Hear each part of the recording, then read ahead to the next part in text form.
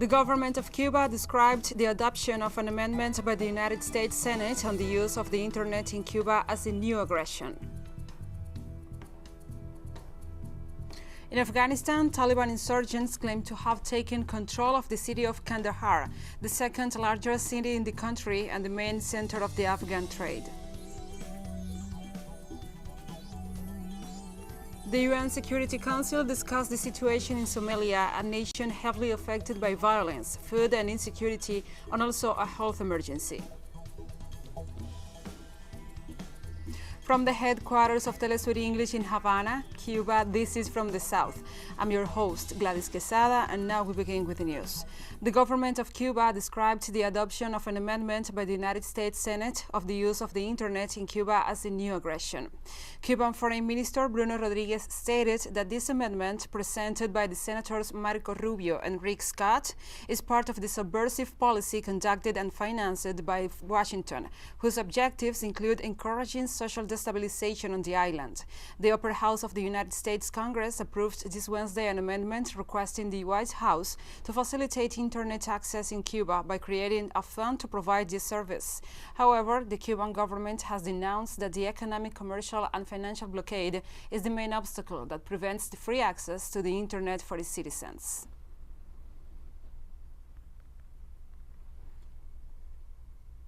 Haitis electoral authorities announced a change in the electoral schedule set the first round of the presidential elections for next November 7th.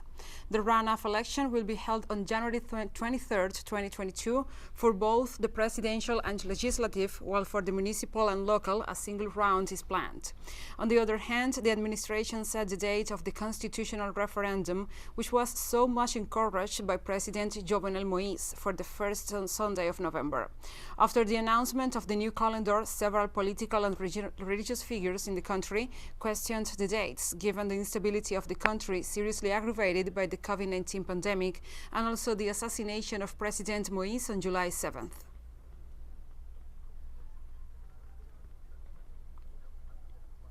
The Minister of Foreign Affairs of St. Lucia, Alva Baptiste, announced his country plans to withdraw from the self-styled Lima Group. The diplomat asserted that St. Lucia will be consistent with the official position of CARICOM of non-interference in the internal affairs of a sovereign state. He also emphasized that his government's position regarding Venezuela will be to re-establish diplomatic relations and also brotherhood. The official recalled that Venezuela showed solidarity with St. Lucia when they experienced the fiscal crisis of 2011, providing assistance in the education and infrastructure sectors.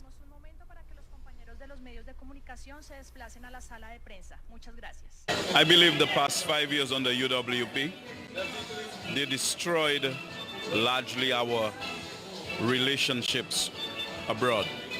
We basically have to repair that. And of course, the case of Venezuela is first and foremost. With immediate effect, we are going to get out of the Lima Group arrangement, that morally bankrupt mongoose gang. We are going to get out of it because this group has imposed needless hardship on the children, men and women of Venezuela. And we are going to pursue relations that are mutually beneficial to us. The National Hurricane Center in the United States downgraded Tropical Storm Fred to a depression, but warned that it's expected to increase in strength before making landfall in the southern U.S. state of Florida.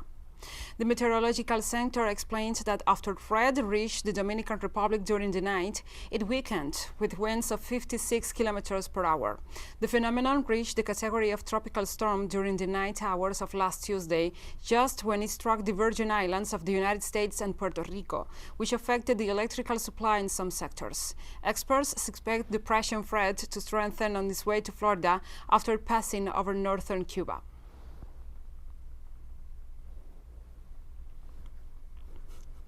And according to the Cuban Meteorological Institute, Fred's northwest movement will increase clouds in the eastern region of the island, bringing rainfalls which could become intense.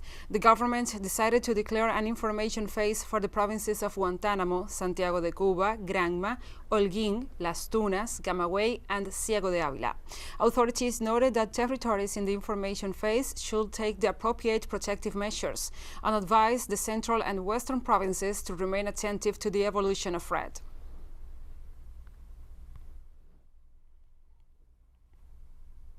Uruguay's chemical industry workers reject the budget cuts that the government of President Luis Lacalle Pou's government is advancing in the sector.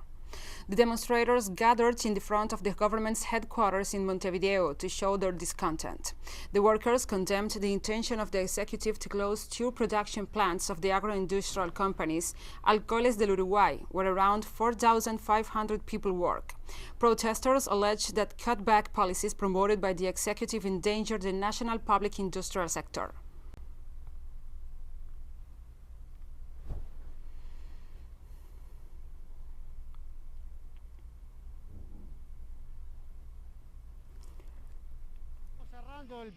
We are concluding the first program of the mobilizations for the defense of the national industry, the agro-industrial project of ALUR. This process started in March when the Minister Paganini, the Minister of Industry, informed us of the intention to legislate a bill that puts an end to the biofuel mixture in Uruguay.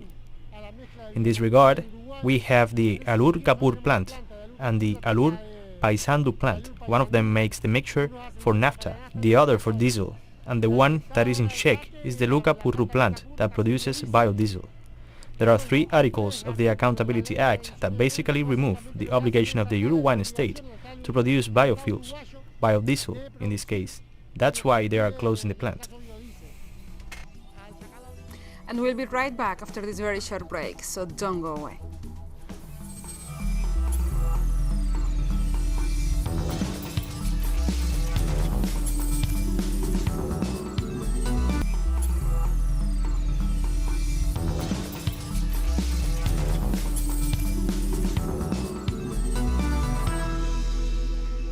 Welcome back. Taliban insurgents claim to have taken control of Kandahar, the second largest city in Afghanistan and the main center of Afghan trade. Over the last week, the Islamic paramilitary political faction has seized several strategic towns in the country.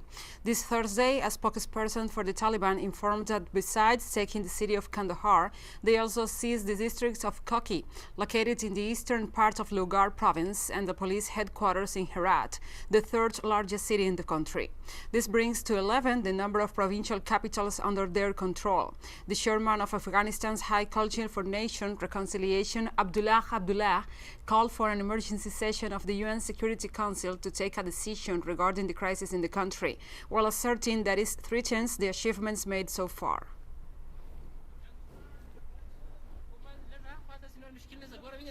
The governor of the U.S. state of New York, Andrew Cuomo, recently resigned in the face of sexual harassment allegations, but he's still under investigation. In the wake of the resignation, Kathy Hochul becomes the first woman to serve as governor of New York. Meanwhile, experts hope the scandal will prompt a change in the behavior of political leaders. We have all the details in the following report. Democrat Andrew Cuomo cut short his 3rd term as governor of New York. Although his administration is under investigation for misuse of public resources and misconduct during the novel coronavirus crisis, Cuomo's departure, announced on Tuesday, August 10th, is due to another scandal. The Democrat is accused of sexual harassment by at least 11 women who work or have worked on his staff. His behavior was probably no different from that of many politicians who came before him. Unfortunately, he could say, "Well, I'm not different to anyone else in my time. I am a product of my era." But I do not think anyone can get away with that excuse. He is perhaps the highest ranking person to lose office.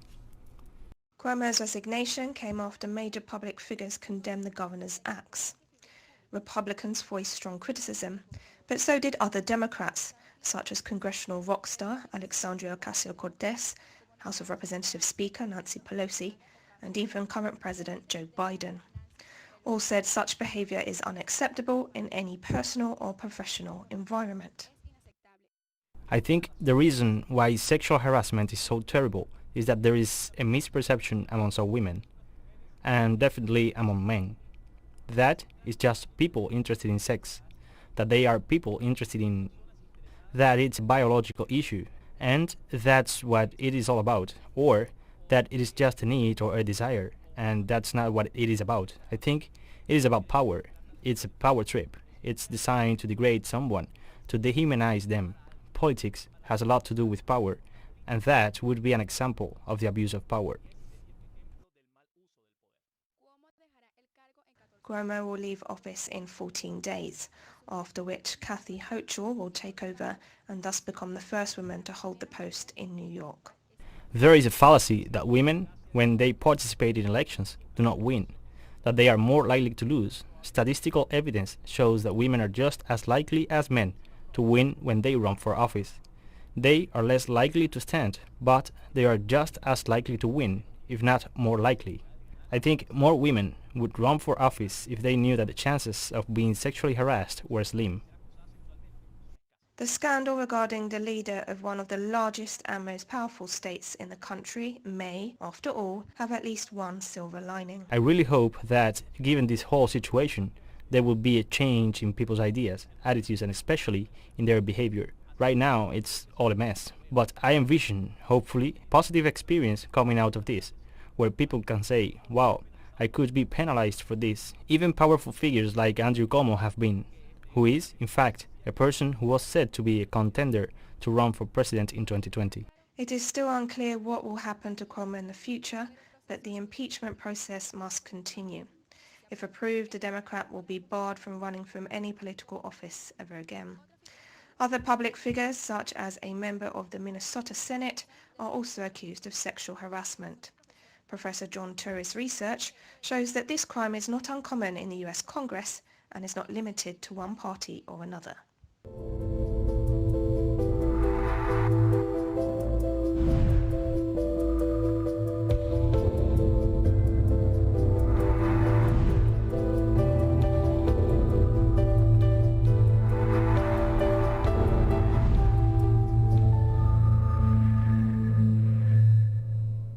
And now we address other topics. COVID-19 pandemic affects tourism in Martinique, a Caribbean island belonging to the overseas territories of France. In the face of the health crisis generated by Martinique by COVID-19, restrictive measures against the coronavirus were reinforced and tourists were asked to leave the beaches of the territory. The authorities acknowledged that the inhabitants are not well protected against COVID-19 and that the closure of stores, hotels and rental houses will be ordered. The measures represent a blow to tourism and the local economy in the middle of the summer season. The French Minister for the Territories of Overseas, Sébastien Lecornu, and Health Minister Olivier Véran are planned to visit the island and other points of the region to assess the situation, which they have described as extremely serious. We are here since July 24th. We have been here for 3 weeks and they asked us to leave early because of COVID. It's normal, so we are going back to France. No, it's okay. I didn't even take advantage of this a little bit. We respected everything that had to be respected, but we can stay like this. I thought I was going to have a dream vacation, but in the end I couldn't enjoy it as much as I wanted to. Even though we did some activities, it is a bit ruined. It is a pity. Argentina begins distributing the first batch of the more than 1 million doses of the Russian Sputnik V COVID-19 vaccines produced in the South American country. The vaccine is an excellent vaccine. It has had very positive results in relation to its efficacy against the Delta variant, 83% efficacy against infections and almost 95% against hospitalizations. We will not suspend any contract with any laboratory. We will work to receive as many doses as soon as possible based on production and the efforts that all laboratories are making to fulfill contracts and scale up productions. Lesothos Prime Minister Moeketsi Majoro has said he's isolating after testing positive for COVID-19. Majora took to Twitter to announce that he tested positive after traveling and urged all his possible contacts to get a PCR test. Government spokesperson Buria Museme said the Prime Minister will remain in quarantine at home, although he was not showing any symptoms. According to official statistics, Lesotho, with a population of 2.1 million, has recorded more than 3,000 new COVID-19 cases from early May to August 10th, with a death total of 391 people. Despite those numbers, several doctors said there is an undercount in cases and fatalities related to the virus and attribute the infection access to a delay in vaccination rollout and lack of efforts to contain the virus spread. From one prime minister to another. And we have more stories coming up after this final short break, so stay with us.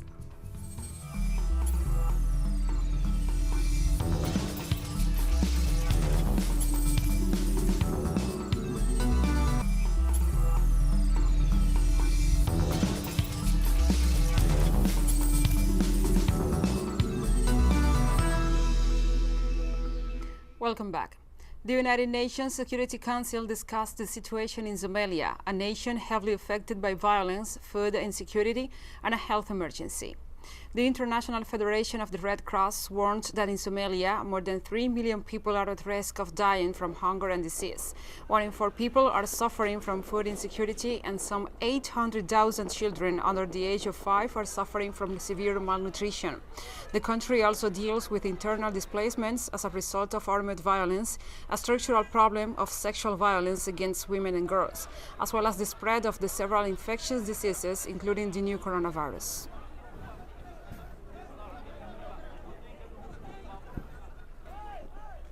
The Prime Minister of Ethiopia, Abiy Ahmed, asked the population to join the army to fight the Tigray People's Liberation Front after the conflict reached the Afar and Amhara regions. The premier demanded the security forces of his country to stop the destruction of the region in the hands of the rebel organization, which is supposedly driven by foreign interest.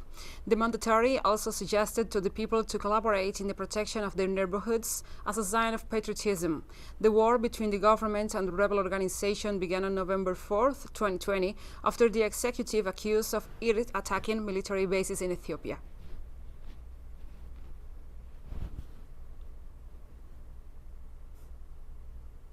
Relatives of the victims of the Beirut port explosion demonstrated against the Prime Minister and the ruling class, demanding accountability as 1 year passed after the tragedy and a solution to the dire economic situation of Lebanon.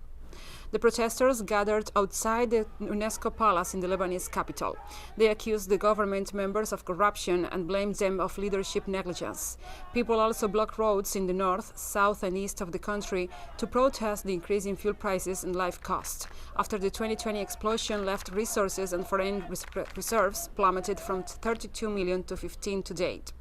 The Lebanese pound has lost more than 90% of its value against the US dollar on the black market in less than 2 years, and the cost of oil is expected to at least triple. We are not asking for anything other than the truth, for the memory of the martyrs who died in the explosion at the port of Beirut. For once, we want them to give us our right. That's what we demand. They are the corrupt ones, the depraved ones, who worked in the smuggling of petrol and fuel oil. Shame of them, shame of them. This parliament is the parliament of shame. Enough is enough. The Lebanese people must wake up. They must take to the streets and say enough is enough. In Russia, a helicopter carrying 16 tourists and crew on sightseeing crashed into a lake on Thursday, leaving 8 people, including a child, feared dead, and 2 others in serious condition. Local authorities said the Mi-8 helicopter crash landed into the icy waters of Kuril Lake in the mountainous Kamchatka Peninsula in poor visibility and sank.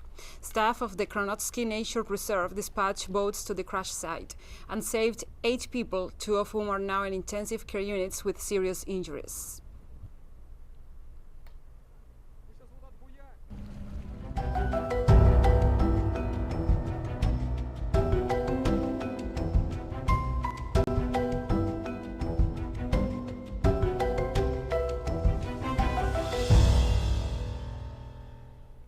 On On Thursday, volunteers participated in a project led by the Algerian Food Bank to send aid packages to the inhabitants of the Kabylie region, as the North African country has been in the grip of devastating fires that have claimed at least 69 lives.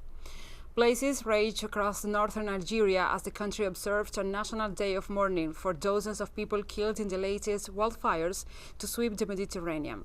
The North African country has been in the grip of devastating fires since Monday that have claimed at least 69 lives, 41 civilians and 28 soldiers. Soldiers and civilian volunteers have joined firefighters on multiple fronts in the effort to extinguish the blazes that have been fanned by windy and tinder-dry conditions. Villagers were forced to evacuate in order to escape the flames began trickling back to their homes, overwhelmed by the scale of the damage in the Tizi Ouzou district, the area with the highest casualty toll. In the next 2 days, we are planning departures to Tizi Ouzou. Then we will organize departures to Skida, Behaya, and all other regions that have been affected. We work with local associations. In each village, each city, there are partners associations with whom we work directly, coordinated, give them the donations and they distribute them to the families. At least 9 people have been killed by floods in northern Turkey as the country recovers from deadly fires earlier this month. According to the government agency responsible for natural disasters, EFAD, 9 citizens have passed away due to flooding in Kastamonu province, as the search efforts continues to try to locate one missing person. The floods, which have mainly affected the Black Sea provinces of Kastamonu, Bartın and Sinop, were caused by heavy rains early Wednesday morning. According to Agriculture and Forestry Minister Bekir Pakdemirli, it is the worst catastrophe in 50 to 100 years, and record rainfall has been recorded in some areas. And today is World Elephant Day in order to raise awareness about the issues threatening elephants. The World Elephant Day was commemorated for the first time on August 12, 2012, as a result of a collaboration between Thailand-based Elephant Reintroduction Foundation and the Canadian filmmaker Patricia Sims. Since then, World Elephant Day has been observed every year on August 12. This date is to raise awareness on issues threatening elephants like shrinking habitats and also the illegal poaching for the trade of elephant ivory.